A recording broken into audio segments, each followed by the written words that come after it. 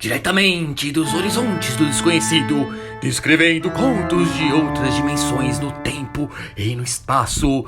Essas são histórias que poderiam ter acontecido no passado ou no futuro há milhares de anos e em milhares de outros mundos.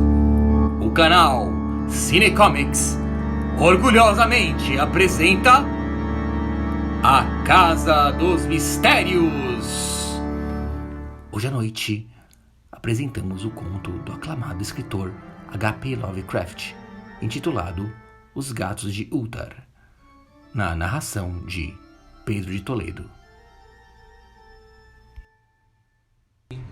Ulthar, situada além do rio Sky. Ninguém pode matar um gato, e nisso posso verdadeiramente acreditar quando contemplo aquele que repousa ronando diante do fogo. O gato é misterioso e muito próximo das coisas incomuns que os homens não podem ver. Ele é a alma do Egito Antigo e portador de histórias das cidades esquecidas de Meroe e Ofir. É parente dos senhores da selva e herdeiro dos segredos da velha e sinistra África. A esfinge é sua prima e ele fala a sua língua, mas ele é mais antigo que a esfinge e conserva a lembrança de coisas que ela esqueceu. Em Ulthar, antes que os cidadãos proibissem a matança de gatos, vivia o velho Campônio e sua esposa, que se compraziam em apanhar e matar gatos de seus vizinhos. Por que o faziam? Não sei. Apenas sei que muitos odeiam a voz dos gatos durante a noite e consideram maléfico que corram furtivamente pelos pátios e jardins ao entardecer. Mas, seja qual for a razão, este velho e sua esposa sentiam prazer em apanhar e matar todos os gatos que se aproximavam de sua choupana.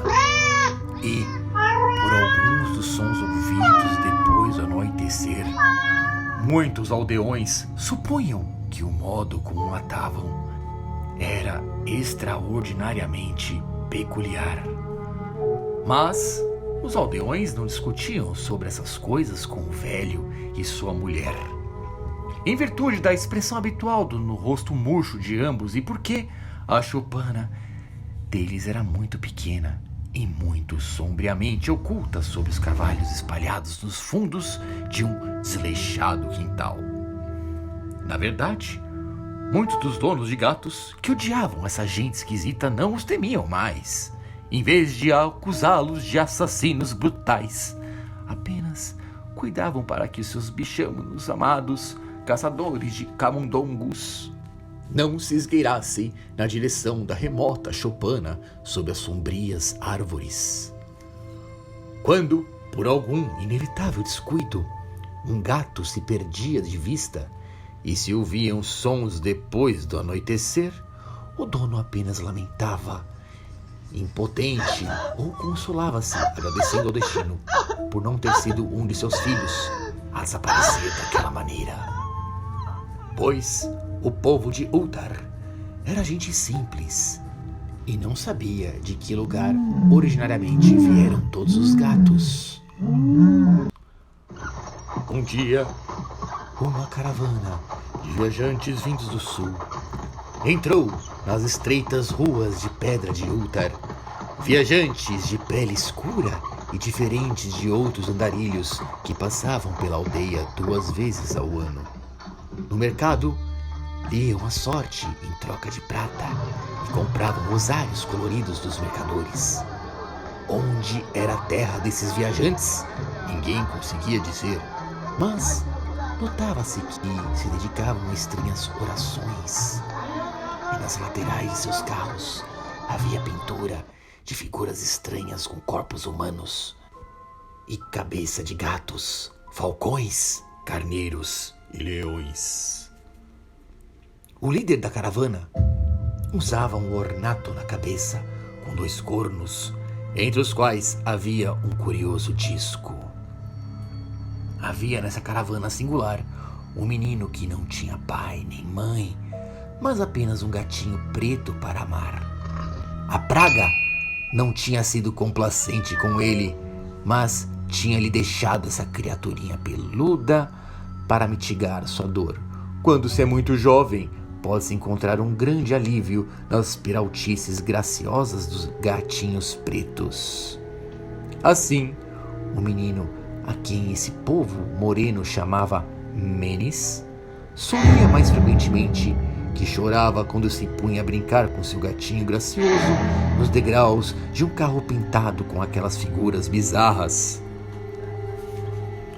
No terceiro dia de permanência dos viajantes de Uldar, Menes não conseguiu achar seu gatinho, e como ele chorasse alto no mercado, alguns aldeões contaram-lhe sobre o velho e sua esposa e sobre os sons ouvidos à noite. Ao ouvir essas histórias, seus soluços deram lugar à reflexão e, por fim, à prece. Ele estendia os braços na direção do som e orava em uma língua que os aldeões não conseguiam entender. Na verdade, os aldeões não fizeram muito esforço para entender, uma vez que a atenção deles se preocupava principalmente do céu e das estranhas formas que as nuvens adquiriam. Eram muito peculiares, mas enquanto o menino pronunciava o seu pedido, pareciam formar-se no céu figuras nebulosas e sombrias de coisas incomuns, criaturas híbridas ornadas com discos entre os cornos. A natureza está cheia dessas ilusões que impressionam a imaginação. Naquela noite, os viajantes partiram de Uldar e nunca mais foram vistos. Mas os moradores ficaram perturbados quando notaram que, em toda a aldeia, não havia mais nenhum gato. O gato familiar de todas as casas tinha desaparecido. Grandes e pequenos, pretos, cinzentos, malhados, amarelos e brancos. O velho Dranon, o burgomestre, jurou que o povo moreno tinha levado os gatos em vingança pela morte do gatinho de Menes, e amaldiçoou a caravana e o menino. Mas Nietzsche, o notário magrelo, declarou que o estranho Campônio e sua esposa eram muito provavelmente as pessoas suspeitas, pois sua aversão aos gatos era notória e cada vez mais insolentes. Contudo, ninguém se atreveu a acusar o casal sinistro, mesmo quando o pequeno Atal, o filho do hospedeiro, garantiu que na hora crepuscular do amanhecer tinha visto todos os gatos de Uldar naquele maldito quintal sob as árvores. Circulavam muito lentamente, a passos curtos em volta da cabana, 2 a 2, como se estivessem realizando algum rito bestial desconhecido. Os aldeões não sabiam em que medida podiam acreditar em um menino tão pequeno e, embora temessem que o casal malévolo tivesse enfeitiçado os gatos até a morte, preferiram não admoestar o velho Campônio até que encontrassem fora do seu quintal sombrio e repelente. Desse modo, Uldar foi dormir tomada de uma raiva inútil quando o povo acordou de manhã. Oh! Todos os gatos estavam de volta à lareira habitual. Grandes, pequenos, pretos, cinzentos, malhados, amarelos e brancos, não faltavam nenhum. Os gatos reapareceram, ronronantes de satisfação, muito lustrosos e gordos. Os cidadãos comentaram entre si sobre o fato e não foi pouco o espanto deles. O velho Kranon insistiu que o povo moreno tinha levado os gatos, uma vez que não retornariam vivos da cabana do ancião e sua esposa. Mas todos concordaram sobre uma coisa: a recusa de todos os gatos em comer suas porções de comida e beber suas cuias de leite era extraordinariamente curiosa. Durante 2 dias inteiros, os brilhantes e preguiçosos gatos de Ultar não tocaram na comida, mas apenas dormitaram junto do fogo ou ao sol. Uma semana inteira transcorreu antes que os aldeões notassem que não havia luzes ao anoitecer nas janelas da choupana sobre as árvores. Então, o magrelo Nietzsche notou que ninguém tinha visto o velho ou a sua esposa desde a noite do desaparecimento dos gatos. Na semana seguinte, o burgomestre decidiu, por questões de dever, vencer o seu medo e chamar à porta da habitação estranhamente silenciosa. Contudo, ao fazê-lo, tomou cuidado de levar consigo como testemunhas Shang, o ferreiro, e Tu, o cortador de pedras. Quando derrubaram a porta de junco, encontraram sobre o chão de terra apenas 2 esqueletos humanos, completamente descarnados, e uma multidão de insetos curiosos arrastando-se nos cantos sombrios. Posteriormente, entre os cidadãos de Ultar, correram muitos comentários. Zat, o juiz, polemizou com Nietzsche.